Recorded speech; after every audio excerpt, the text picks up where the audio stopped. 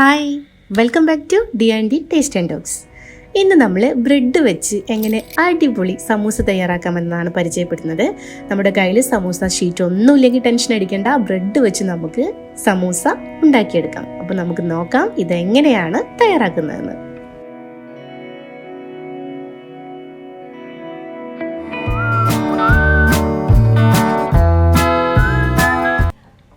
ആദ്യം തന്നെ ഒരു ചട്ടി ചൂടാക്കി കുറച്ച് ഓയിൽ ഒഴിച്ചു കൊടുക്കുക. ഇനി ഇതിലേക്ക് ഒരു മീഡിയം സൈസിലുള്ള സവാള നന്നായിട്ട് ചെറുതായിട്ട് കൊത്തി അരിഞ്ഞത്, അതുപോലെ തന്നെ കുറച്ച് ഇഞ്ചി വെളുത്തുള്ളി പേസ്റ്റ്, കുറച്ച് കറിവേപ്പില അരിഞ്ഞത്, ഒരു പച്ചമുളക് അല്ലെങ്കിൽ 1.5 പച്ചമുളക് ചെറുതായിട്ട് കട്ട് ചെയ്തത്, ഇവയെല്ലാം കൂടെ നന്നായിട്ടൊന്ന് യോജിപ്പിച്ചെടുക്കണം.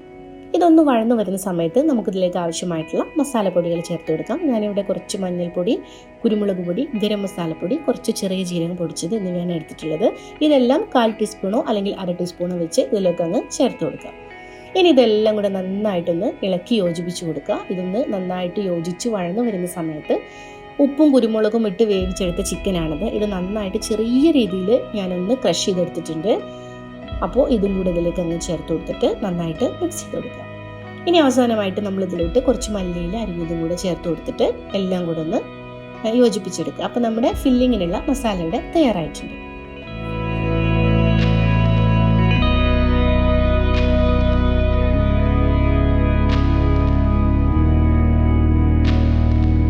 ഇനി നമുക്ക് ബ്രെഡ് വെച്ച് എങ്ങനെയാണ് സമൂസ ഉണ്ടാക്കുന്നത് നോക്കാം. അതിന് വേണ്ടിയിട്ട് ഞാനിവിടെ ഒരു ബ്രെഡ് എടുത്തിട്ടുണ്ട്. പെട്ടെന്ന് പൊടിഞ്ഞു പോകുന്ന ബ്രെഡ് എടുക്കാതിരിക്കാൻ ശ്രദ്ധിക്കണം കേട്ടോ. അപ്പോൾ നമ്മൾ എടുത്തിരിക്കുന്ന ബ്രെഡ് നന്നായിട്ട് ഇതുപോലെ ഒന്ന് പരത്തി കൊടുക്കുക. നന്നായിട്ട് പരത്തി കൊടുക്കുക. അപ്പോൾ നല്ല നൈസായിട്ട് നമുക്ക് ഇതുപോലെ കിട്ടും. അപ്പോൾ നമുക്ക് ഈ ബ്രെഡിൻ്റെ ഉൾവശം മാത്രമേ ആവശ്യമുള്ളൂ, അതായത് വൈറ്റ് പാർട്ട്. ആ 4 വശവും നമുക്ക് ആവശ്യമില്ല. അപ്പോൾ ഞാനിതിൻ്റെ ഈ വൈറ്റ് പാർട്ട് മാത്രമായിട്ടങ്ങ് കട്ട് ചെയ്തെടുക്കാൻ പോവാണ്. ബാക്കിയുള്ള ബാലൻസ് വരുന്ന ബ്രെഡിൻ്റെ 4 വശം നമുക്ക് പിന്നീട് ബ്രെഡ് ക്രംസ് ആയിട്ട് റീയൂസ് ചെയ്യാവുന്നതാണ്.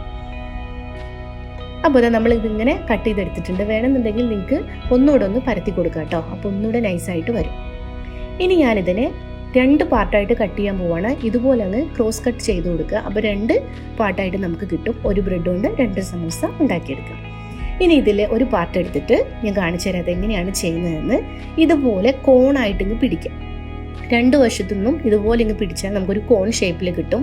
എന്നിട്ട് കുറച്ച് വെള്ളം ഒന്ന് അവിടെ തേച്ച് കൊടുത്തതിന് ശേഷം ഇത് നന്നായിട്ട് അങ്ങ് ഒട്ടിച്ചെടുക്കുക.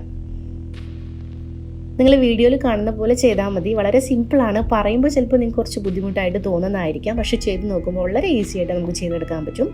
ഇതുപോലെ അങ്ങ് പിടിച്ച് കുറച്ച് വെള്ളം തേച്ച് കൊടുത്തിട്ട് അങ്ങ് ഒട്ടിച്ചു കൊടുക്കുക.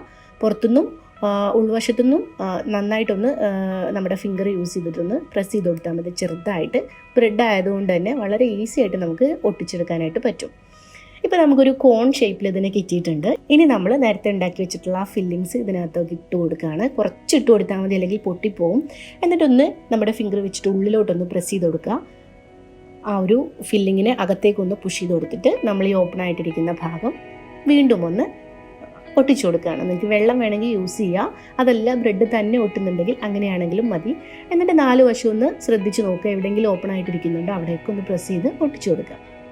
അപ്പോൾ നമ്മൾ കുഞ്ഞു ബ്രെഡ് സമൂസ ഇതവിടെ റെഡി ആയിട്ടുണ്ട്. ഇനി ഞാൻ ബാക്കി ബ്രെഡെല്ലാം ഇതുപോലെ അങ്ങ് ചെയ്തെടുക്കട്ടെ.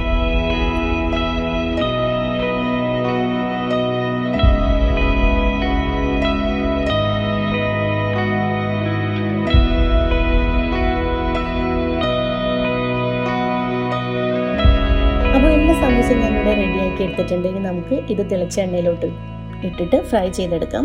അപ്പോൾ ഈ സമയത്ത് നിങ്ങൾ ശ്രദ്ധിക്കേണ്ട ഒരു കാര്യം എന്താണെന്ന് വെച്ചാൽ, നമ്മൾ ചൂട് എണ്ണയിലേക്ക് ഇതിടുമ്പോൾ തന്നെ ബ്രെഡ് ആയതുകൊണ്ട് പെട്ടെന്ന് കളറ് മാറിയിട്ട് വെന്ത് കിട്ടും.